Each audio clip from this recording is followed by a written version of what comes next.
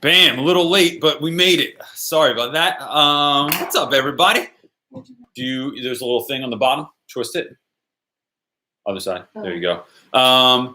This is Sunday Teacher Talk, and I'm waiting for people to jump in here. But the idea here is to help you all out, to like give you something to like a place to ask questions where you're safe. You don't have to be embarrassed. And I'm noticing that we need to take these things down because we have still got decorations. Your wife has been asking you to take them down. My wife has been asking me to take them down. I have not taken them down. I keep telling my friends that this means it's September. It's the 9th month.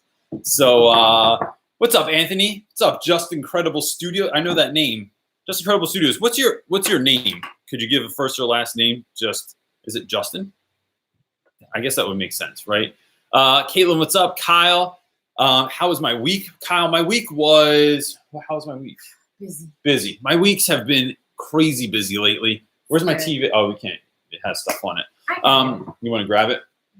So I have this conference coming up. I'm going to be in San Diego next week, speaking at the CSC conference, which is EdJoin, is like a place where people find jobs out in California.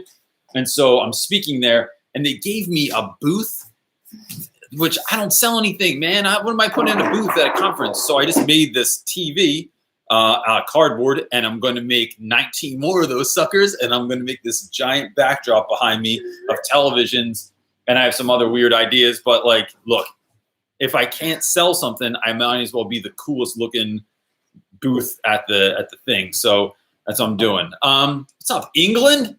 Justin Miller. Okay. So I will now remember that from Just Incredible, because I should have got that anyway. I didn't know if it was, I don't know what the heck I was thinking. What's up, Ronald? Andrew? Thank you, Andrew. I really appreciate that.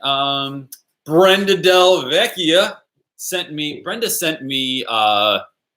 Mr. Rogers stamps that I have over on my steps, and I am cherishing them. And I don't want to use them on every letter that I send. I want to use them on very special ones.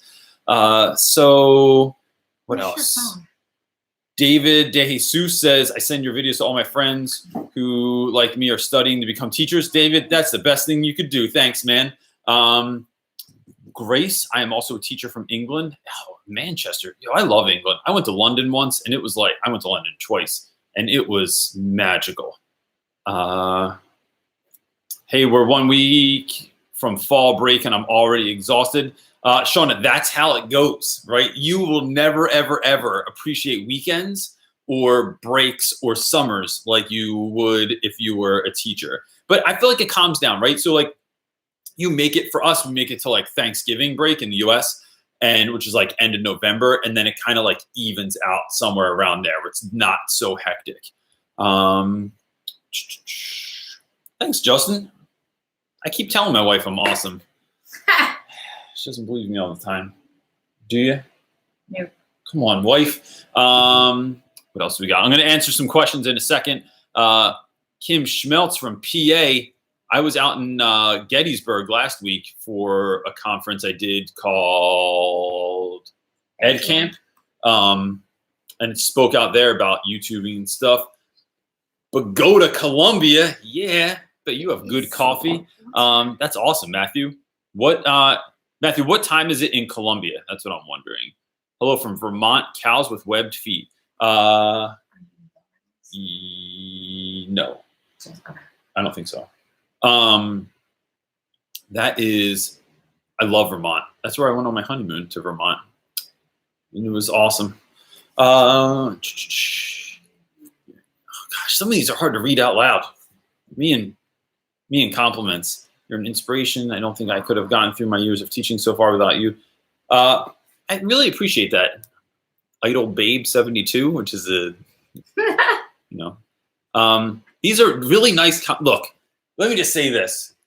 It is, I've talked about this before. I'm going to get, if you have questions, you can throw them up there and I'm going to start answering them. One, I've gotten requests lately to speak places. And so if you're interested in that, I speak, I'll go anywhere, right? Somebody just hit me up from Ohio the other day, and I had a couple other ones come through. The Ohio one's really sticking out though because of the situation. But I'll go anywhere. If you can hook it up, talk to your admin, talk to your professor. I'll come speak to your college class. I'll come speak to your organization, to your kids, to your, I love doing that stuff on any number of topics. But the sheer amount of nice emails that I get and nice comments, it is like here comes my daughter crying. So wife's going to take care of that. I had the outfit. Uh-oh, I don't know what happened. I think there was a Halloween costume situation out there. I just get a lot of really nice comments, and I don't always know what to do with that. Like I have to make myself read them. And then what else is I going to tell you guys? Oh, except for there's 2 people on every single video that I put out that put thumbs down, and I just think that it is wild. I don't know who you are. It's probably my brother. But that's that. So here's what I want to do. I want to help you with as much stuff as I can in the next hour or so. So load up the questions. I swear I try to get to every single one. I'll try and keep my answers succinct and to the point so that I can get to more questions, because I realize there's like tons of questions still on the bottom when I get there. And so I'm going to read through all this. I always read through all of your comments too. So if you leave comments on the side, nothing goes unread. I sit there and read them for like 30 minutes or so after the show. So first question I want to do is from Teachers Connect, which is the online platform where teachers and educators can go on. You can leave questions, you can post things, you can talk about your room, you can ask questions about your room, you can ask questions about lesson plans, and put it out there for just educators to see. Is she all right? Yeah. Everything's all good? Yeah. Okay, cool. I just want to make sure. That was loud. Yeah. Don't they know it's loud? It's Sunday teacher talk. Come on. No getting hurt. Yeah, I'm talking about right now. So this question is from Gwendolyn, is asking on Teachers Connect. I watched a short TED Talk this morning about children and fidgeting. I would love to know your thoughts. This is not directed to me, it's just directed to all teachers. I wish I had more time in the day as it is with my kids to do all the things expected of us. I wish play, especially outdoor play, was not a plague. Dude, let's talk about this real quick. I do any number of ridiculous things in class, right? And so if you've watched any of my stuff, I talk about this. I guess I don't talk about that much, but I've talked about it extensively in the past. So that to me looks like starting the day off with a journal that is seemingly ridiculous. Or the other day, my guys finished their vocab tests early, so I have everyone flip over their paper, and the question was, my prompt was, you have to draw a picture on the back of that paper, and you have to combine 2 cereals that you think would make the greatest taste explosion. And I give a point of extra credit to the best, either name or the best combination that they have. And so that's what we did. And it buys me time, and it buys other kids time at the end of the test, where kids aren't fidgeting around and stuff like that, but doing something fun. Every time we finish a book, we have a dance party in class. And we have cereal day. We do all this nonsensical stuff that sometimes I get pushback from, not just people that I work with, but people on the internet that will leave nasty comments and say, I don't understand how this is academically rigorous at all. Guess what? It's not academically rigorous. Neither is play, but it is crucial. Your whole life can't be serious all the time. And the more you can have fun with someone else, if you went out dancing with your whole staff, right, and had a really great time, there's 100% chance that you're going to come back into work on that next day and just have more fun. You're going to see someone differently. You're going to interact differently. It just makes life fun. And so this idea that kids need to have their playtime revoked, or that anyone would ever have recess taken away from them as a punishment, as if it's not a gift to you that child goes and runs it off for a little bit, is just a little bit mind-boggling. And so I don't teach little ones. So, maybe someone out there does that, and you might have a very good reason for it. And that is worth a conversation, is what I always say. But it is very often, I just think I remember having twice a day plus gym, going outside, running around, playing with my friends, and then coming back in. And my favorite was having outside time, then coming in. Mrs. Panchton in the 4th grade would read us a story. My Side of the Mountain, still one of my favorite books of all time because of that. It would calm everyone down, and then we would go right into the lesson. It was friggin' brilliant, man. So I think it's 100% important. And if you can't fit it in outside, fit it in your class, even in little moments of tiny bits of play from here or there. Like go on like Go Noodle and have your kids dance and stuff like that. I used that, John, last year with my students. There goes the children. And it was dope. Like all my guys did it, even though they were 14, 15, 16 years old. What do you got for me, buddy? Someone says I was Good? wondering if you could. You can walk by. You're good. Everyone knows you live here. Top one. Kylie Michelle is saying, hello, I was wondering if you could do a video about your college experience and how you became a teacher. So I did. There's two things you can look up. So a lot of people don't know this. If you go on someone's YouTube channel, at the top where it says like about and channel and all that stuff, video and play it. See you over there. You can, there's a little magnifying glass, just search it. And there's one I made with the Lettered Classroom, Bridget from the Lettered Classroom. And there's another one about like, should you become a teacher? There's another one on like why I became a teacher. So those are all in there if you just search my YouTube channel. Oh, this is cardboard all over me from making those TVs. So now I look like, look a mess. I look like I live in a junkyard. Oh, yes. You didn't find another question yet? Babe, I am hustling here. Someone said I'll be in the States for Christmas. Do you like coffee?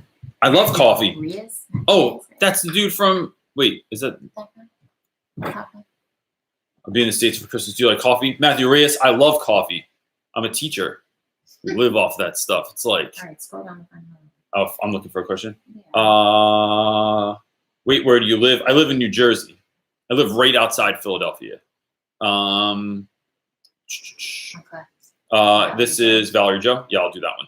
Valerie Joe is asking, hello, my class is vocally expressing they dislike, I like that you said vocally expressing, that was beautiful, that they dislike the class assignment in front of her. I think I'm reading this wrong. My class is vocally expressing they dislike the class assistant in front of her. Oh, okay, now that makes more sense. Do you have two very different styles of teaching and helping? Any advice? So yes, I do. I would say, it's hard.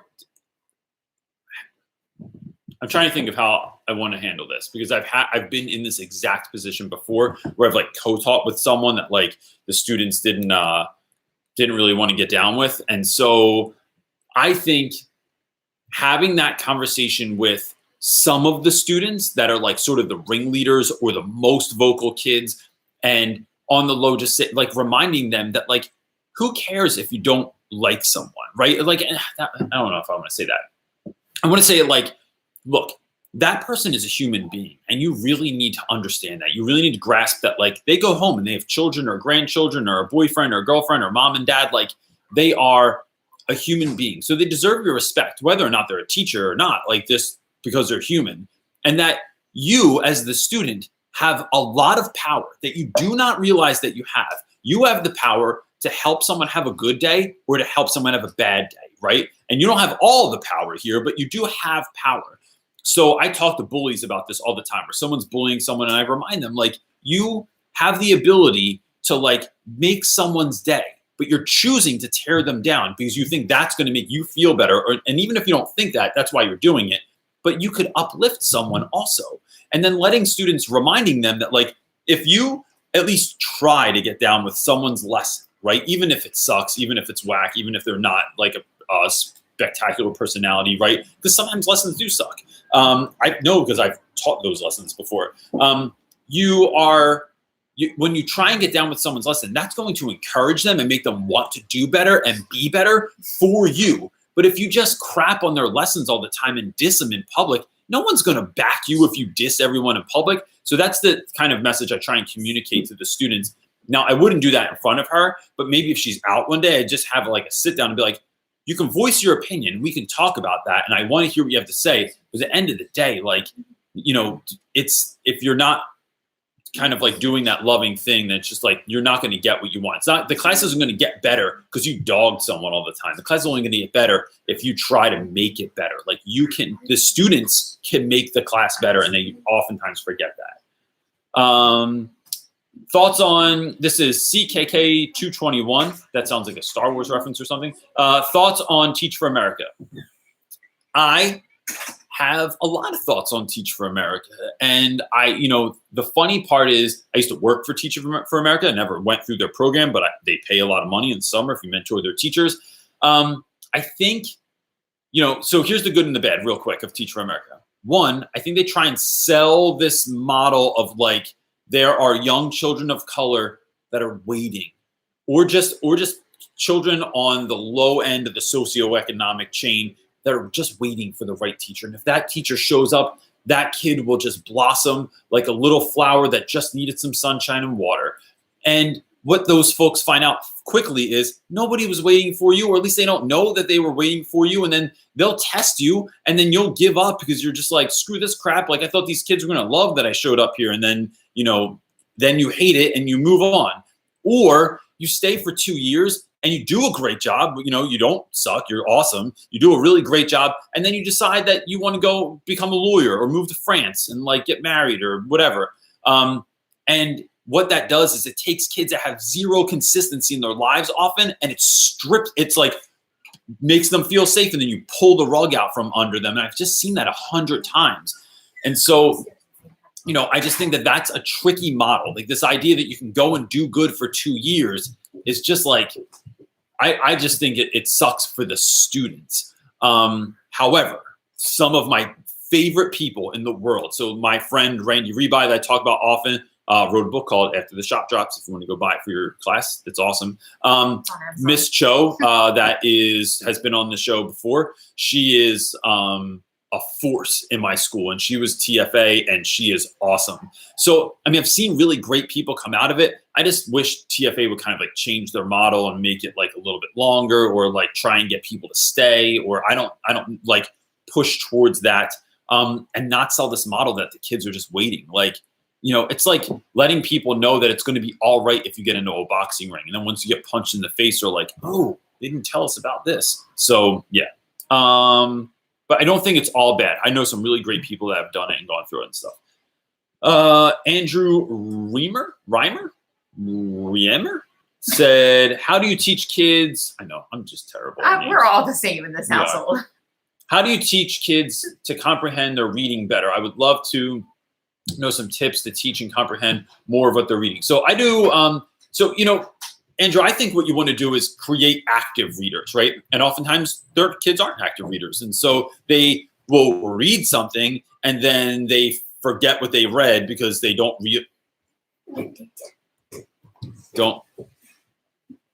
really care about what they just read. So I think one, it's getting text and information in front of kids that they're actually interested in. I think also creating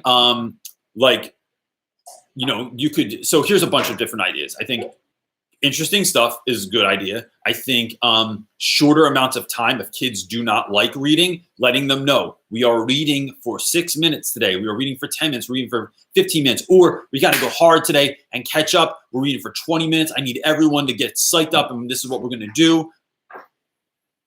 Dog, everyone's walking by today. What's going on here? I think you could also pair kids in groups. So put like a good reader and like a less good reader together. I think groups of 2 work the best. Groups of 3 and 4, those other 2 are one kid. They don't do anything. They just sit there and pretend they're doing stuff. And then when you walk over, they try and pretend they're working. Don't you have your own YouTube channel? So that's kind of like what I'm thinking about in terms of that. And then what else was I going to say for making kids comprehend more? I think interacting with the text. So as much as you can get, letting them write things on it. So if you print out an article, if you can like every once in a while, at least like copy sections of the book that you're reading so that the kids can write things on it. They can annotate it. They can summarize what they're reading, underline important words. What you're doing is learning how to interact with the text, and it doesn't just become this thing that you're reading like this and everything passes by and then you don't care about anything that you're reading. So you're learning how to interact with text. I think for me, that's really, really helped. Matthew Reyes is saying, I want to become a leader at my school. How would you find a mentor to help someone to obtain a leader or admin position in your school? And then the next one down is awesome. And then he said, what is the name of the school you teach at? Email me. Yeah. I don't want to say that. It's not hard. It's not hard to find. Yeah, I teach a boys Latin high school in Philadelphia, in West Philly. It's an all boys school, and it's a charter school, meaning that kids have to put their name into a lottery. But then it's not a private school. Like whoever's name gets picked out of a hat gets to go there. And you kind of get the express lane of going there if you have a brother or a cousin that went there before. So we get kids from all over Philly, not just West, but it's mostly West Philly, and it's primarily African American. Although I think this year we have like 2 Hispanic kids and there might be 1 white kid. I don't know. I have to ask that dude. And we have 1 Asian kid. So whenever there's a brochure picture, we just like make it look real diverse, but it's not that diverse. It's really kind of funny when we do that. So I think if I was going to try and find an admin, I would just hit people up so Gary Vaynerchuk talks about this a lot. We're like hitting people up in the DM or searching hashtags, right? And then just find folks and then just start asking questions. And then you might just like hit it off with someone that really, really kind of gets you. And you can search around your house too. So if you search hashtags like hashtag teacher problems, hashtag, I don't know, find some admin hashtags, right? You could easily find those folks on there and then just start like hitting them up saying, hey, I found your stuff. I wanted to ask you a question, blah, blah, blah. And that's that. I also think like if my homie Richard Royster is on here, and if he's not, you can go to his YouTube channel. Richard Royster is a principal in Kentucky, and he just started a YouTube channel. And so I don't think he's trying to get rich and famous from it. He's trying to what he's trying to do is shine a light on his school and show people like what they're actually doing there. And like, it's a great place that he believes in. And so he might be an interesting person to like hit up, whether for mentoring or to find out like what he thinks would be a good avenue to go through for mentoring. And we'll link him. I'll link his channel below after we're done. Got a question for me? Good work, buddy. Have you ever been or currently are administrator or department head? Nope. I don't want to be. I have zero interest in becoming administration because from what I've witnessed, it's like it's a lot more paperwork at meetings than it is like interaction with the students. And I like the interaction with students. I like the free time. As a matter of fact, like my school asked me to pick up another period this year. So I would be teaching 6 periods instead of 5.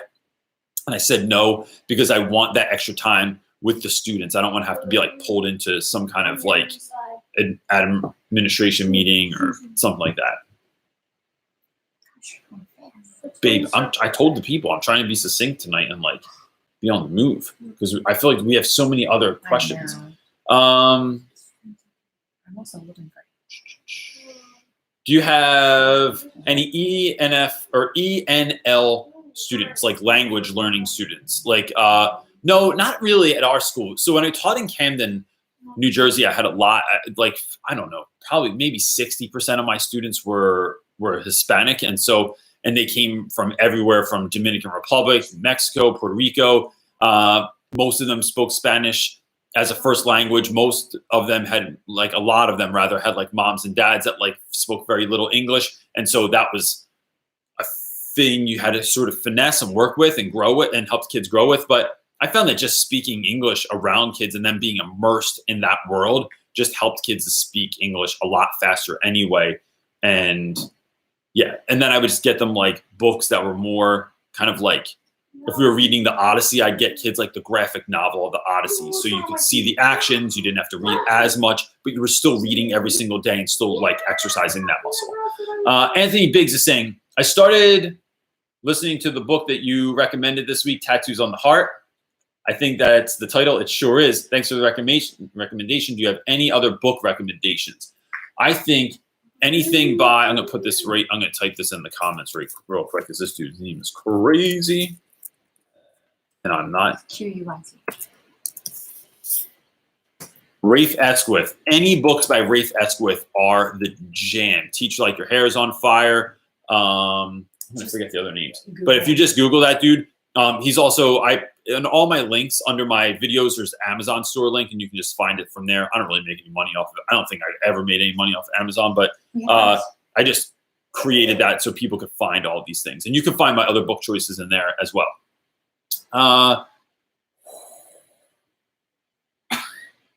This. Just read the question. All right, so I'm just going to read your question because I don't want to butcher your name. So is asking, hello, what's 9th grade literature? In the past, I've taught 12th grade literature, which I did not like because those kids are like on their way out by Christmas. Taught 10th grade, but the 10th graders I taught them as 9th graders, and then I taught them as 10th graders again, and that was super fun.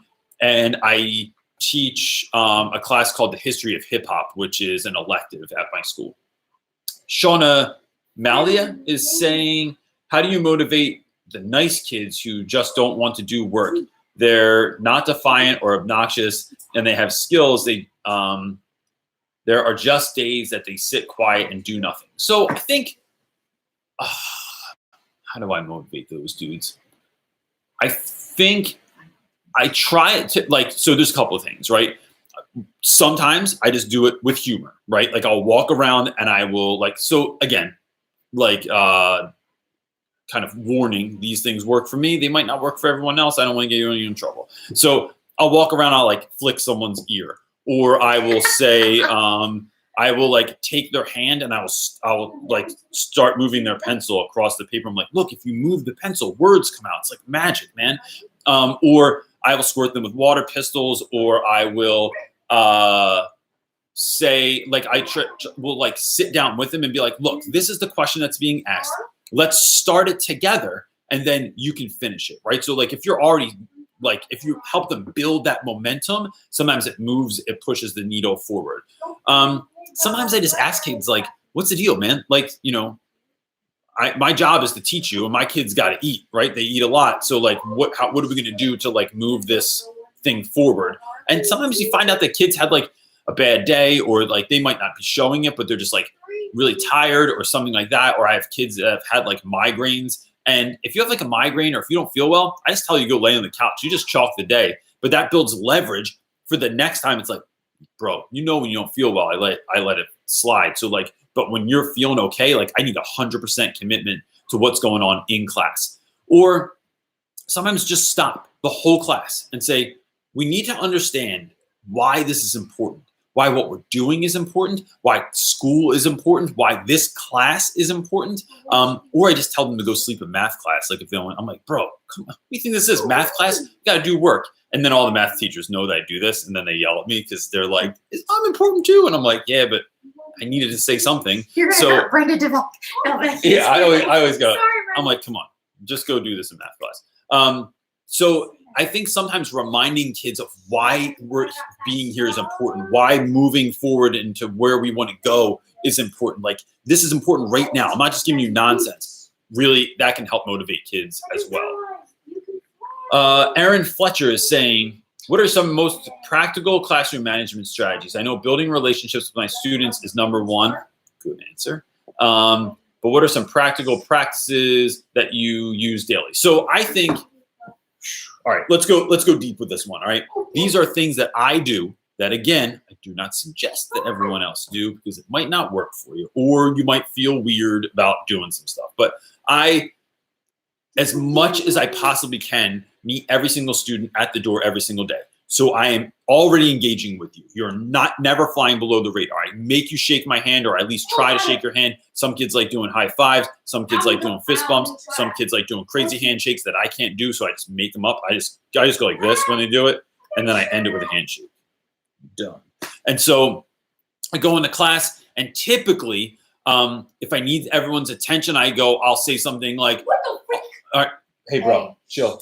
I'll say like, all right, mutants, or okay, all right, I don't know, whatever, some ridiculous name that I'll call them. Okay, Muppets, because kids will always stop and they'll go, wait, just call us Muppets? And I'm like, yeah, because if you say, good afternoon, gentlemen, or like, all right, kids, no one listens to you because they're used to hearing that all the time. But if you call everyone animals, they immediately get aggravated with you, and it's like, good, I got your attention, we move on. Then I count down from 4, 3, 2, and then no one should be talking by the time I get to 1. And if you do, I'm going to call you out on it, right? And so that happens. Then I tell them what we're going to do that day. So there's 0, because that's what everyone wants to know. And then I break it down. Look, right now, you have 3, 4, 5 minutes to do this opening activity. If it is not done, you will get a 0 on it. And I don't do, Mr. Reynolds, I didn't know, I wasn't paying attention. That's why you guys got a 0 on that. And then the train's moving on. And so that really is like not so harsh, because I still will work with kids. And I get that, like, Tim in the back, like, has a hard time, like, finding his journal every day because it's lost in the madness of his backpack that looks like he has every paper since the 6th grade in that thing. So, like, but that sort of consistency and giving those time constraints helps kids realize, like, oh, I don't have forever. Like, I literally have this many minutes.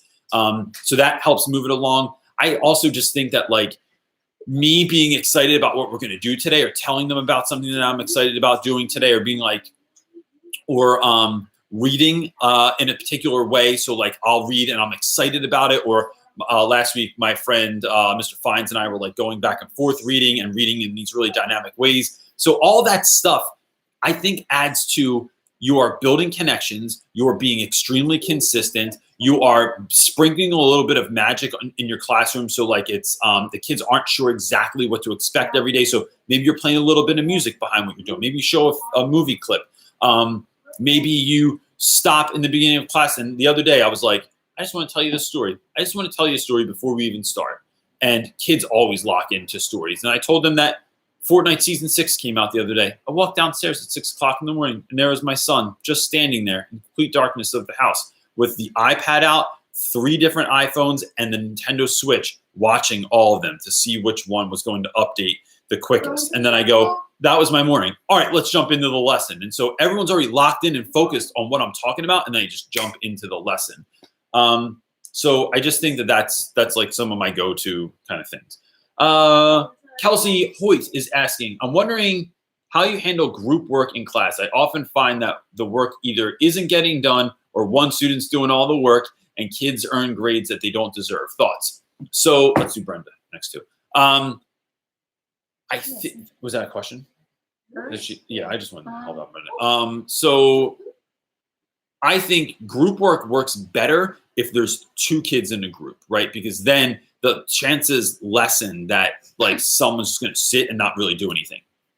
I also think that group work works better if you let kids, like, move their desks so they're, like, further away from one another. Or I let kids, like, lay on the floor. And if they're drawing something, I give them, like, big pieces of cardboard and they just lay on the floor and draw it out. That kind of stuff works better because you're, like, you can, like, hold up somewhere else in the room.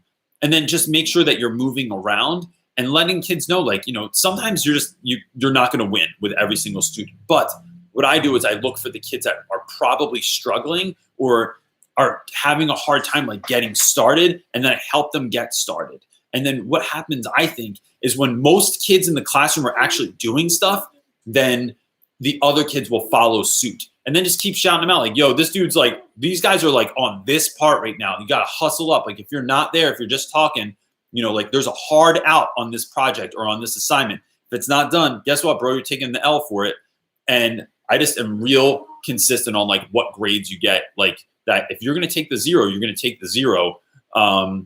And I think a way around getting kids to all participate is, my friend Randy Rebai used to give out a really brief sort of questionnaire where it was like, this is the total number of points that you have for this assignment for participation. Now you have to divvy them up between the people in the group, and everyone gets to decide. So, like, if there's 4 people in the group, they decide, like, how many different points everyone's going to get. So it's at 30, 30, 30, and 10, or I don't even do math. Let's see how quick I did that. So you get a sense that, like, is the kid that did nothing, is he going to try and take all the points? But usually they don't. They just, like, correctly, like, distribute them. And that just gives you an ability to kind of do that as well, to, like, sort of, like, give points where they're deserved.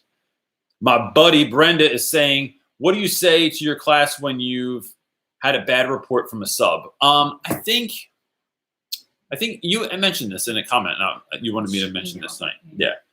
I think, I just think talking to kids, I just think not going in and reaming them is ever, I think going in and, like, yelling at your kids is never a good move.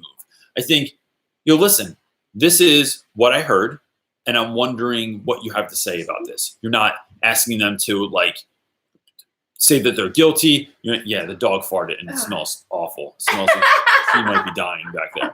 Why dog farts? Are they the worst? I'm in the middle of a question for Brenda. And all right, anyway, I think, what that does is it opens up the line of communication and lets the kids sort of like say their piece. And realizing that like maybe the sub was wrong, maybe the sub was terrible. And like you're just giving the kids like, hey, I'm not damning you. I'm just wondering what happened. And then saying, well, look, the expectation is when I'm not here is that you're doing this. And then I always tell my students like, so I need a sub for next week because I'm going somewhere. And so I tell them on the front end what I expect. And then I just want them to know like that they, it is sort of like sending your kids out into the world. Like it's embarrassing to get a bad report. Like it reflects poorly on me, right? Don't make me look bad because you guys didn't like the sub or because you didn't want to do the work. Like make me look good. Like hook it up every once in a while. Man, I'm giving you free education every day. And I just think sort of that sort of levity of it just helps kids go like, all right, Reynolds, I got you. Instead of me like reaming them and being like, what are you guys doing? Don't you know what you're supposed to do? Like, you're making me look bad. Like that kind of stuff. No one wants to back you, but letting them know that they have the power. Like, yo, next time, like, I want to be the best. So we go to a fire drill. The expectation is everyone's quiet. I tell everyone like, dude, I want everybody else to get in trouble. I want to be like praised. So like, hook it up for me, man. And dudes always do that. If you remind them that they have the power to do something like that, I just think that works. Top one. Ari Flores is saying tips for teacher / practice parts of speech. Jeez, that's a tough one. Yeah. Practicing parts of speech. Yeah. I'm going to say this. So I'm going to say, I would say this. Shoot me an email if you want, right? And this is what I'm going to do with it. We don't study that in my class, right? In my high school that I work at, I teach literature. Somebody else teaches composition. They're two different classes. But my homie, Mr. Alam, that teaches at my school, is all world at this. He's real big on diagramming sentences. And diagramming sentences made me a far better writer when I learned how to do it again in college. Like was one of the most impactful classes I ever took. Didn't like it, but it made me a better writer. So if you shoot me an email, I can shoot him an email, and that dude will 100% hook it up and help you out. See, I don't always know all the answers, but I know people that know the answers, and that's just as good as knowing the answer yourself sometimes. Naomi Plummer is saying, do you have any advice for, I've seen that name before. I just want to note that I think I've seen you on here before. Do you have any advice for calming, containing very boisterous, active boys? Naomi, that's all I teach.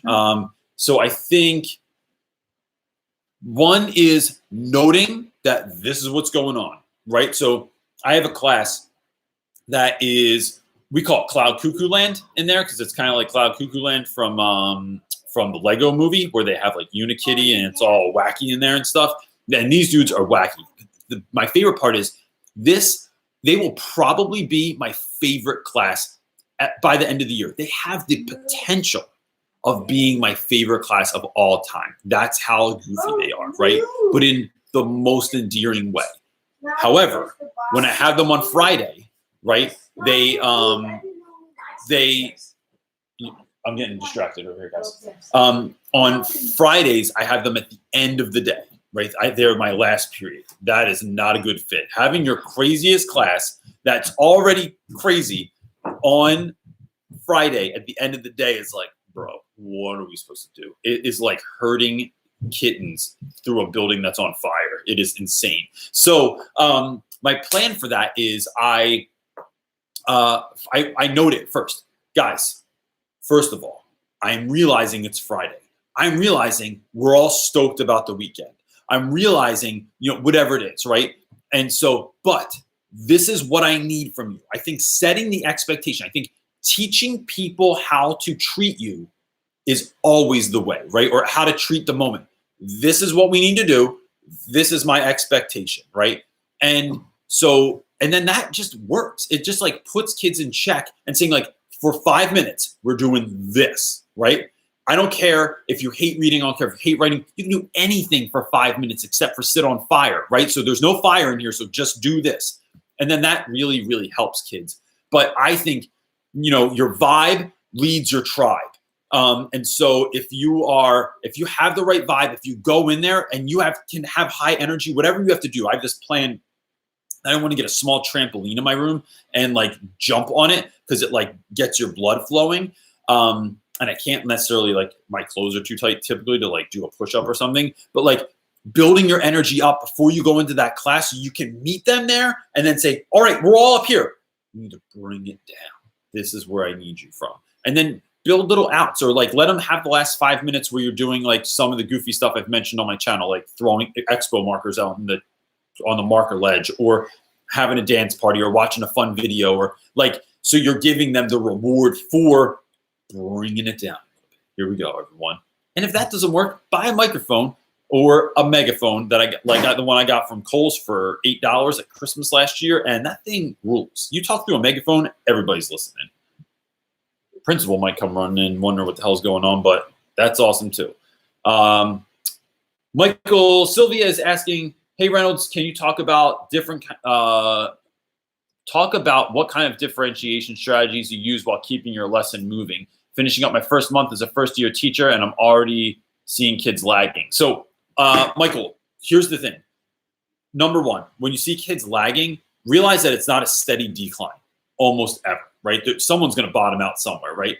But it's typically moves like it's like riding a wave, right? So know that kids will ride the wave through the year. So it's never like a straight shot to the end. But differentiation, I like doing things like it's all kind of the same stuff. It's just the way that you're doing it is different. So I might like, if for the Odyssey that we're reading right now, we're reading the Odyssey, but I'll break that up by when we're done reading a particular book from the Odyssey, I show a movie of it. And so there's this really bad movie that came out in 1998, 1999, something like that, on television. It's free on YouTube and it's on my channel. I have it in a playlist. There's all these videos that say like, when I teach Lord of the Flies, when I teach the Odyssey, when I teach Merchant of Venice, that you can use in your lessons.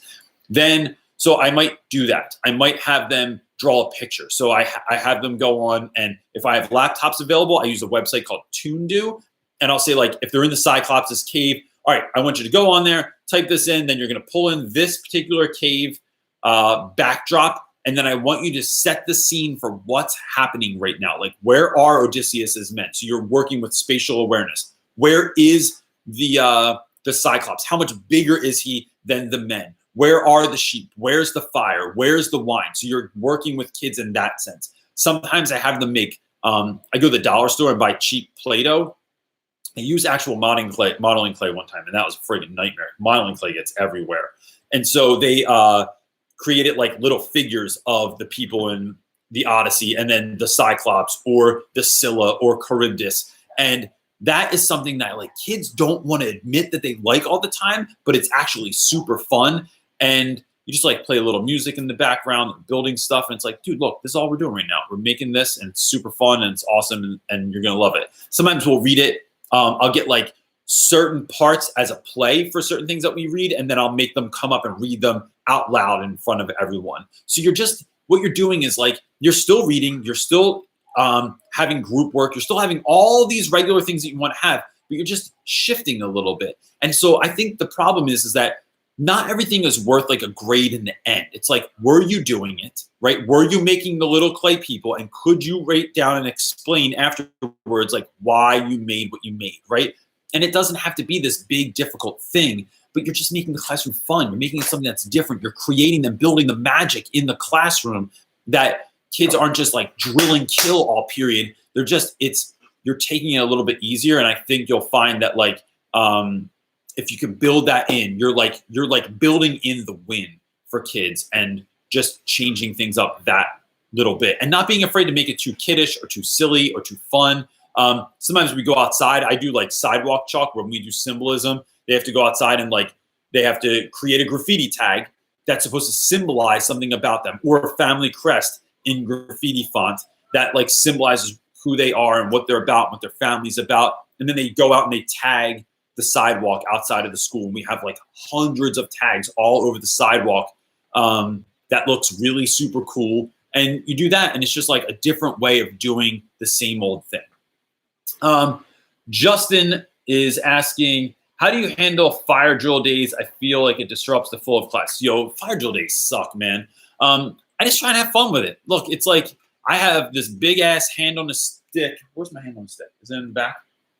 So here I do this.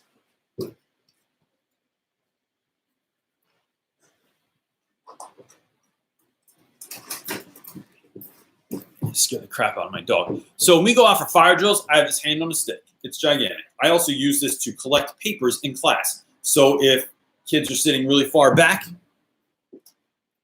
nobody likes walking through the aisles and it's like your butt's all in everyone's face and it's awkward, or you're going to trip over like 97 book bags.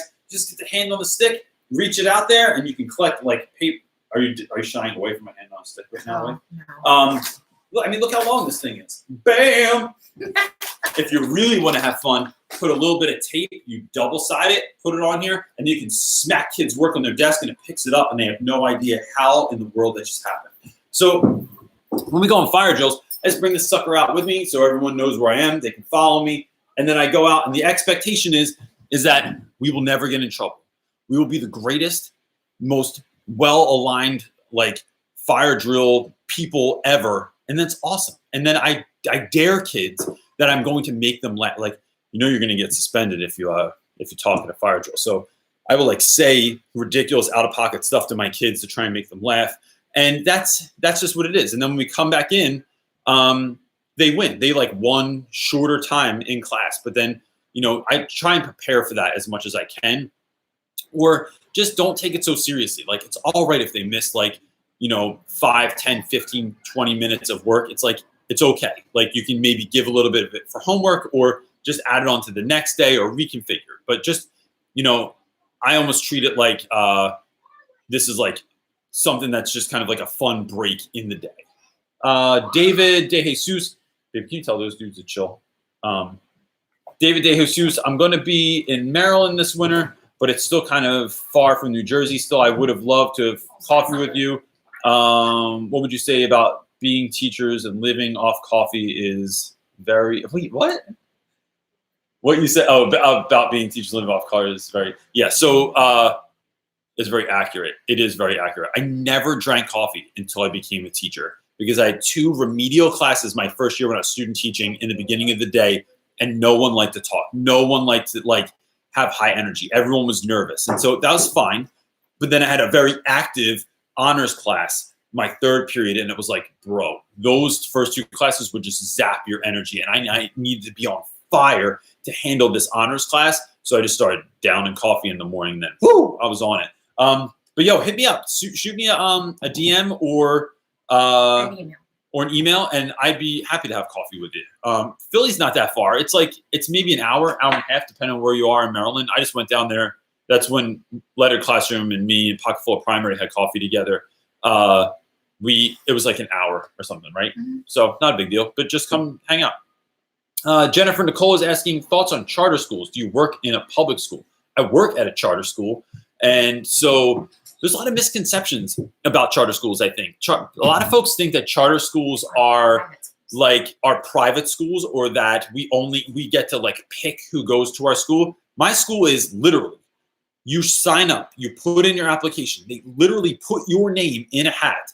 Then they have a day where like people can show up and they have a lottery, and they just pick names out of the hat, because you might have 300 kids that want to come to your school and you can only pick 100 new ones, or what, that's just arbitrary number, but like you can only have 100 kids. So you try and make it fair, unless your brother or your cousin already went there, and then you just get to go. So a lot of my guys, I mean, I have kids that like, I don't know, they're like, I grew up Irish Catholic, and they're, you know, we like making babies. It's like Irish Catholic are like rabbits. And so some of my kids' families, you're just like, another brother, another brother, another brother, another brother. You have 17 cousins. Like, holy crap, man, what is going on? So there is a lot of that. I think charter schools are wonderful. Charter schools, the initial idea was to create an alternative for schools in neighborhoods where schools were failing. And I'm not willing to, like, I realize that there's all kinds of 100 different problems. I just know that my charter school works, right? Not all of them do. Some of them suck, but like it is and I don't think it's necessarily because of the school. I think that they just kind of lucked out with like the people that they got, the principal that we had when I started there, like really set the tone for how amazing the school is. We like create leaders. So like my current principal, like used to be a teacher in the school. The current 9th grade dean, like was a teacher in the school and then moved up. So like we're pulling people out from the inside, like building them up and creating like these amazing leaders in administration. So I just think that's awesome. So I'm a big supporter of charter schools. Justin Hayden is asking, hey Reynolds, any thoughts on how to build school culture and improve teacher morale when you're just a teacher and an admin? I think teachers have incredible power to create positive school culture. And this is how I think you do it. First of all, you have to make time for it. Like in any here's my big thing on this. Just like any relationship you're in, for me and the not so secret wife, if I just did nice stuff on her birthday, on Valentine's Day, on Christmas, right?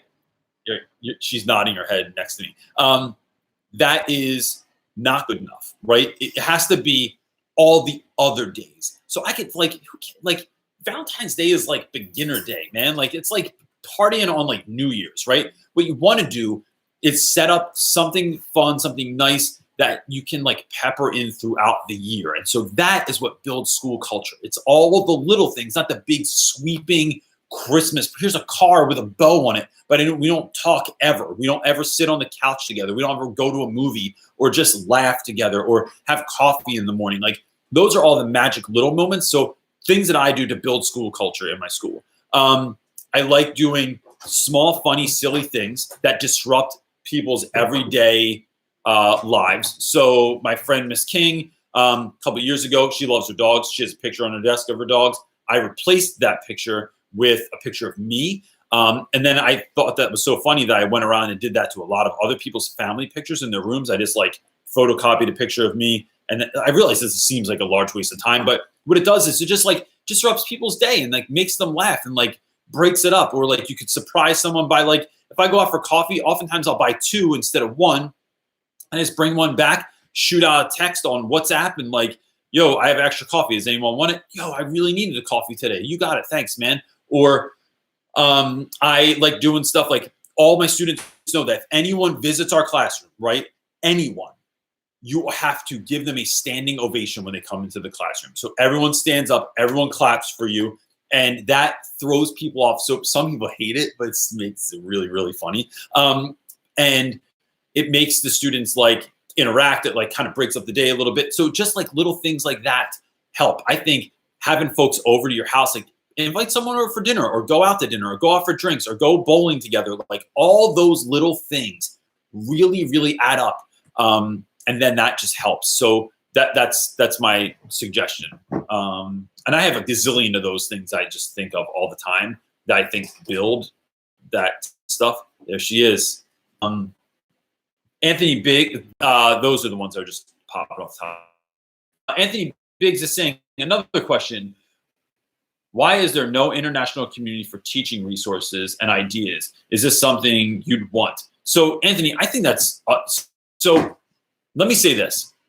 One of my absolute favorite things about having started a YouTube channel is being able to connect with people from all over the world. It changes everything. Like you're sharing ideas. Like the idea that most teachers just stay in their outside of their rooms, and for whatever reason, because they're stressed, because they have too much work to do, because they don't want to seem clueless, because they don't want to seem like ask for help, because then that shows that I'm weak and I have to show vulnerability or something. And so like connecting with people from all over the world has been my favorite things. And then getting to meet them in real life. So meeting, if I'm just thinking about other YouTubers, like meeting in person, the Letter Classroom or Pocketful of Primary, or my friend Darren when we spoke out in Chicago this summer, or next week or this week when I go out to California, Kate the Sleepy Teacher from YouTube is picking me up at the airport. And then I'm hoping to connect with other people while I'm out there as well. So if anyone lives in the San Diego neighborhood, hit up your boy and let's hang out. So that is fantastic. I definitely think that should happen. I don't know that I'm the dude to do it, but because because I'm too busy doing this stuff now, but it could happen potentially at some point in the future. Cardi G is asking, that's a cute name. Reynolds, how do you deal with disrespectful behavior, talking back, not listening to directions? That's timely. All right, let's take a drink and then answer that one. It's just water, by the way. My water. You always drink my water all the time. So there's a couple of ways to deal with disrespectful behavior. Almost always I'll say, here's what I need you to do. I need you to step in the hallway for a moment. You're not in trouble. I just need to ask you something. Send the kid to the hallway. Then you ask them, I need to know if I did anything wrong, right? So what you're doing is you're not going out there and putting them on blast. You are momentarily opening up the opportunity for them to speak. And then sometimes kids will say, yeah, you didn't like collect my homework. Yeah, you never picked me to speak in class. Yeah, like you got mad at me for doing this and I didn't even do anything, right? So sometimes it is you, and you can take that L and you can apologize for it, and it changes everything. Other times though, the kid will say, no, you didn't do anything. And I have to tell them, well, this is what you need to note, is that I am here for you. I want more than anything in this world for you to have the greatest class year ever, for you to grow more than you've ever in your whole life grown in a class, and for you to succeed. I want you to have the greatest life that you could ever have, ever. But to do that, you got to play the game. And the game is this right now, like whatever we're doing in class. Like the game is getting through high school, going to college, graduating, or not. Like, but like you got to know what you're shooting for. And then so I'm kind of all over the place with this. But if I ask you here, what do you want to do? I want to be an engineer. All right. So the game for being an engineer is you have to go to high school, you have to go to college, and then you can possibly become an engineer. But if you don't play the game, if you think you're just going to screw around and not pull the grades and not get into the right school, no one's going to pick you to be an engineer. Like, unless you're driving one of those little friggin' trains around in the mall or something like that at Christmas time. But that's what that conversation looks like. Sometimes though, like I've done this already this year, I got to put someone on blast right in class. So I had a kid recently that yelled at me in class, like raised his voice and yelled at me in class. And I had to put him on blast because here's the thing. I do not think disrespecting kids is ever okay. Like yelling at a kid just to yell at them or to show that you're the man or you're the woman or you're in charge or you're top dog is never, ever, ever okay. But it depends on like what the kids respond to. So I think sometimes if someone's yelling, if I know yelling back in the right way with strategy can snap a kid out of their mindset and they can hear you. It's all about trying to have that conversation. Now, sometimes there are certain kids I'd never yell at. They could do the most out-of-pocket stuff ever, and I'd never yell at them. I would talk very calm. I'd say, I need you to step into the hallway.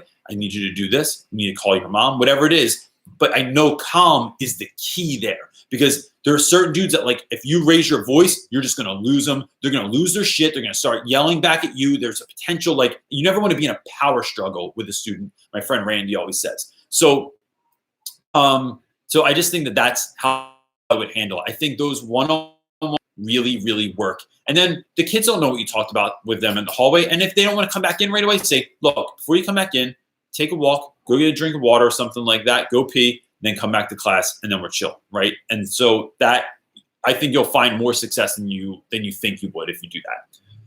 Megan Burnmeister, is that your real name? That's a fantastic last name. Hey, Reynolds, how do you deal with parents that criticize you? I'm a first-year teacher and recently got an angry parent email criticizing how my class was set up, and it actually really upset me. Of course it did, Megan, because you want to be an awesome teacher and the best teacher ever, and all you want is good stuff for your kids, and then someone tries to dog what you're doing, especially someone that's never even been in your class and just going to listen to the kid who has tainted memory anyway because they're emotional and chemically unbalanced because they're teenagers or small children. I think you do this. I would call that parent, not email them, because things can get lost in translation. And I would say, before anything, I just want you to say, thank you so much for sending me that email. I really took it into consideration. And that, I think that's true. Like, you're not going to like just be bullshitting them. And then remind parents, look, before we even get into this conversation, I need you to know that your child is my number one priority. That these kids, it's my job is always only about the students. It's not about how everyone feels about me, or if I'm going to be the teacher of the year, or if I'm going to be the one they remember in 20 years. Like, when someone asks them who was the greatest teacher ever had, like, it's only about your kid and getting them from here to here, like meeting them where they are and bringing them up to where they want to be. And then I let parents know when they try and say like, well, they try to hand in some late work and you would take late work. And, they said that you said this. And then it's like, I'm not going to try and win this conversation. What I want to do is say, this is what I'm noting that happened. And then for the next time, right? So you're not going to say like, well, you did this and you did this. There is no growth in that conversation. All the growth comes from, this is what happened last time. And then just like really, really listen to people. Don't just try and talk about over them. Don't try and think of what you're going to say next. Really listen to them and then say, well, how about this? How about the next time that happens?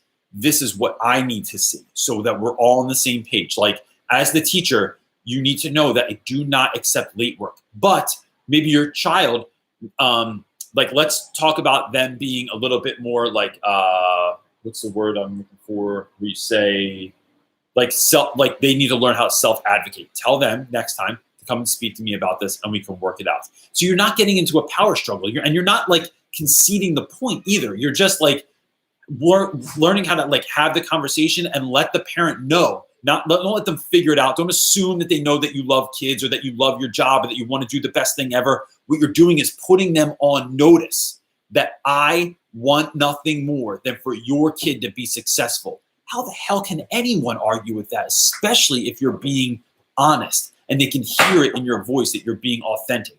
You will win with that situation. And thanking them for the email. So if they thought they were going to put you on blast, like, no, honestly, like you made me reflect on like what happened and what's going on with your kid. And let's have that conversation. Like it's meaningful to me and I want to be able to hear you out. So you're not just like blown away by it, even if you were. That I think that's how I would go about dealing with that. Piano Boy is saying, okay, so I'm going to read, there's 3 different comments. Hey Reynolds, I have an interesting question that I'm currently going through. I am a current student teacher. Since the beginning of the semester, my CT, a football coach, has given me mixed signals. He has also said discouraging statements to me about my future as a teacher. He is a football coach. I'm with another CT, or when he is a football coach, I guess, I'm with another CT who says I'm doing great. There's this dichotomy problem.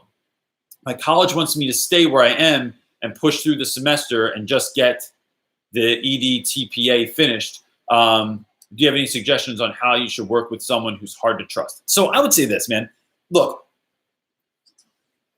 first of all, I don't know what discouraging statements this individual is saying to you, right? So maybe they are worthwhile. Maybe there's some truth in them, right? So everything that people say to us, like sometimes people know us better than we know ourselves. And so we might think that we're like doing a good job or we're working hard, and they might be able to say, no, this is what you're doing wrong. And then just see if there's a kernel of truth in that. And if there's not, if you know in your heart that they are wrong, then just screw that person. Like there's so many disgruntled, angry, miserable teachers out there. It's like you can't even spend your time listening to them.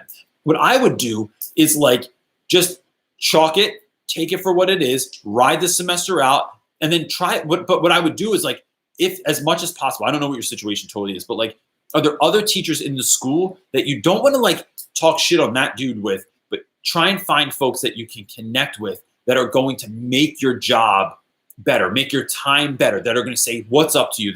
You can share a lesson with them. You can get some feedback from them. You can ask them, hey, would you mind on your prep one day, like just coming in for 5 minutes in the beginning of my class and just, I want someone a little different to kind of like sit in and see what my pre-class looks like, or come in at the last 5 minutes, check out my exit ticket, or come in the middle of my class and see how I'm explaining things. That might actually give you far more like better feedback. And then what that could potentially do is having that new teacher come in like and saying something great about you, like affecting what your other co-teacher or your CT cooperating teacher is saying in class. But look, there's always going to be people that are going to dog what you do. Here's the big thing for everyone.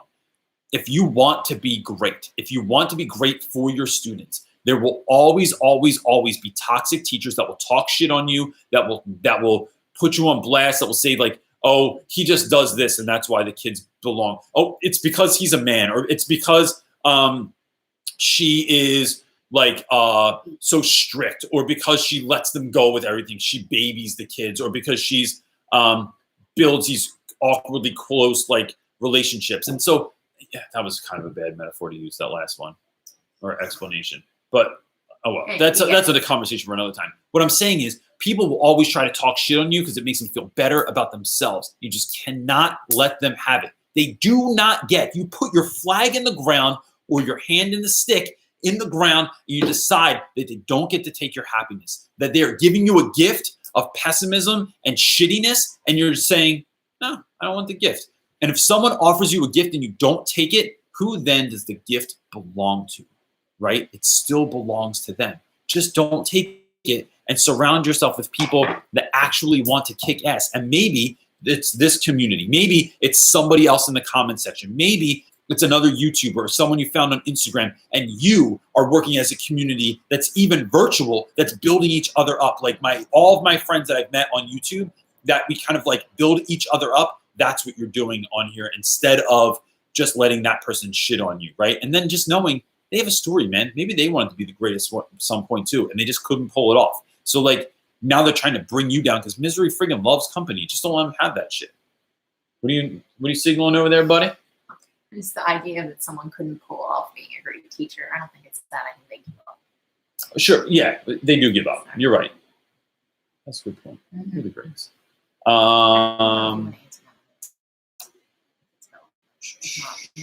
Oscar Mansilla is asking, what are your thoughts on Holden Caulfield? Do you know who Holden Caulfield is? Yeah, Catcher in the Rye. Good work. I didn't know it. I Googled it. Bam. You read that book. I don't You read that book because I remember driving in the car when we were younger, and you wouldn't stop reading it. And I was trying to have a conversation with you, and you're like, look, like friggin' little book nerd over there. And I was like, what are you doing? Like, why are we driving so when you're reading a book? Like, I'm not here. I remember you turning down my music. I remember going to turn down my music. You should have been proud. I'm going to say I don't like Holden Caulfield right now because my wife friggin' left to read that book. So look, I think that whole book, sometimes certain books, when kids diss them, and movies, right? Like you look at a movie like The Godfather or The Wizard of Oz, and it's very easy to kind of diss something like that. But in the time that it came out, in that world, like that year that came out, it was incredibly impactful for any number of things. And so sometimes books just kind of like lose their luster because there's been something that's more shocking after that. Like I remember like Silence of the Lambs being like the most shocking movie ever. Now there's all kinds of like crazy, insane, shocking movies. So it depends like what you're reading it for and who you're reading it with. But I think, there are books that are just kind of lost in time and don't get the credit that they're due anymore because they're being read in 2018. Joanne Markov is asking, how do you motivate students to do their work? How do you motivate students to do your work you're not going to grade? I physically can't grade everything. And of course, the age-old question is this for points? Is this going to get graded? Comes up each time. 100% it does. So first of all, I think sometimes grading kids on completion is okay. Did you complete the assignments, right, is one thing. Two. Stop it.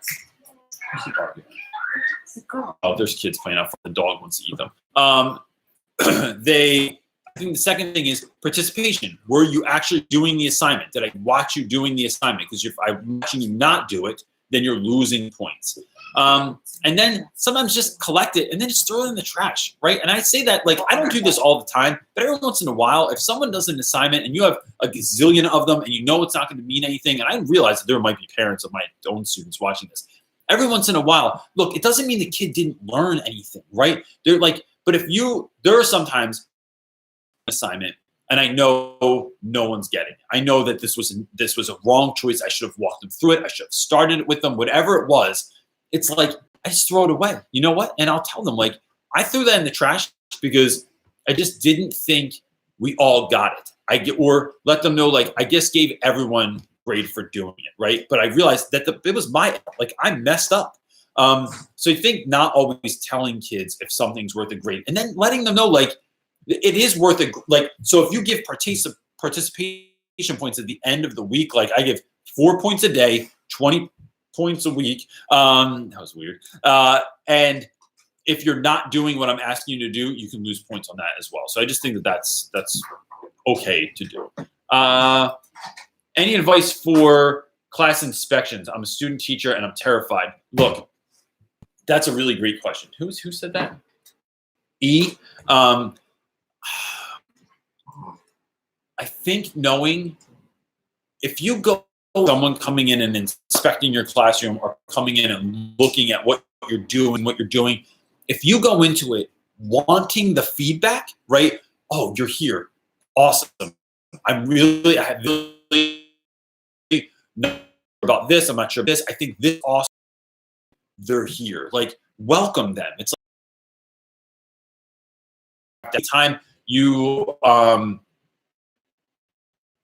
look at the opportunity of it and say, oh, I'm so glad that you're here. And it's immediately, even for that person, because they're coming in thinking that like probably they're going to check you. I'm going to check you out, see if you're doing a good job. And if you're not doing a good job, we're going to have talk about it. And when you say, dude, hell yeah, that's what I want. I'm so thrilled that you're here because I'm learning, because I'm still growing as a teacher, because I'm not sure and all my practices aren't tried and true yet. So like, I'm so glad that you're here, that you're going to help me with this. And then when they give you feedback, make sure you lean a little bit into that. All right, so I hear you saying this, but like, does that mean I shouldn't do this? Or does that mean you'd like to see this more? And then why? Like, why are you saying that to me? Like, why do you want me to repeat my directions more? Why do you want me to walk around the class more? Why do you want me to I don't know, like do my examples like this, like, or give more practice questions? That creates a dialogue and shows that you really are interested in learning and that you really do want to get better at your craft.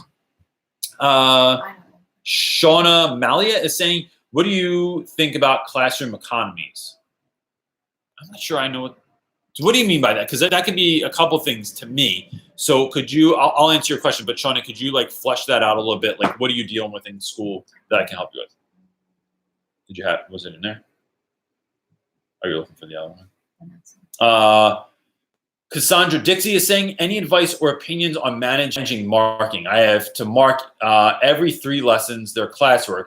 I have 11 different classes and around 30 students in each one. I'm drowning in it. So I would say this, Cassandra, depending on what you're grading, I would come up with a system for yourself. So like maybe on this assignment, I'm looking for this particular thing, right? Or this assignment, like, so you are very clear on what you're looking for. I think rubrics work really well for that. So it's giving, you're not writing all, for instance, collect journals for my students, right? All of my journals.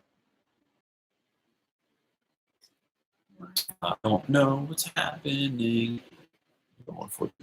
It's still counting on here. It still looks like. Wait, say goodbye in case. All right.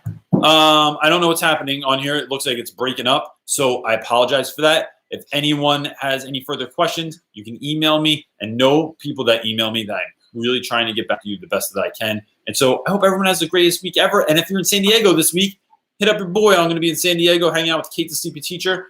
And I'd love to say hi if I can. Oh, now it's working? But we're at it anyway. All right. So can I finish that last question? So my question, let's do, Cassandra Dixie was asking any advice on marking things. I think knowing. Wait, I'll let you be the last part. Let me ask a question.